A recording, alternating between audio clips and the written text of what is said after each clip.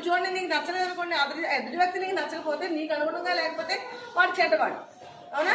వాడు ఏదో చిలవలో పొలవలు పెట్టి ఎక్కువ స్ప్రెడ్ చేస్తారు. అంటే అతనికి నచ్చితే మంచివాడు, నచ్చకపోతే చెడ్డవాడు. అలా ఉండకూడదు. మనిషి ఎప్పుడు కూడా చిన్నప్పటి నుంచి మీరు ఒకటే గుర్తుపెట్టుకోవాలి, చెడ్డని చెడ్డ అని చెప్పగలగాలి. ఎవరైనా చెడ్డ పని చేస్తే నీ ఫ్రెండ్ ఎవరో వేరే థింగ్స్ తీసేసి దాచేస్తాను అనుకోండి, మీరు చూసారనుకో, ఏంటి వాళ్ళు తీసేసి దాచేస్తాను అని క్వశ్చన్ చేయాలి. క్వశ్చన్ చేసే తత్వం చిన్నప్పటి నుంచి రావాలి మీకు. చెడ్డని చెడ్డ అనే చెప్పాలి, వాడు మంచిగా ఉంటే మంచిని చెప్పాలి. నీకు అంటే ఇష్టం లేకపోయినా సరే, వాడు మంచి వ్యక్తి అనుకో, మంచి పనులు చేస్తున్నాడు అనుకో, వాడు మంచి నువ్వు చెప్పాలి. అలా మీ మైండ్ డెవలప్మెంట్ అనేది మీరు దాన్నే పర్సనాలిటీ అంటాం. మనం వ్యక్తిత్వాన్ని డెవలప్ చేసుకోవాలి.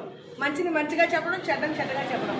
అంటే వాడు గొప్పవాడైతే వాడు చెడ్డ చేస్తే వాడు ఎంతో నీకు కావాల్సిన ఫ్రెండ్ అనుకోండి, వాడు చెడ్డ పనులు చేసినా చెడ్డవాడైనా నువ్వు ఆ చెడ్డని చెప్పగలగాలి. అలాంటి చెడ్డని చెప్పడానికి ధైర్యం ఉండాలి. సో అలాంటి ధైర్యం మీకు ఉండాలి. ఆ ధైర్యాన్ని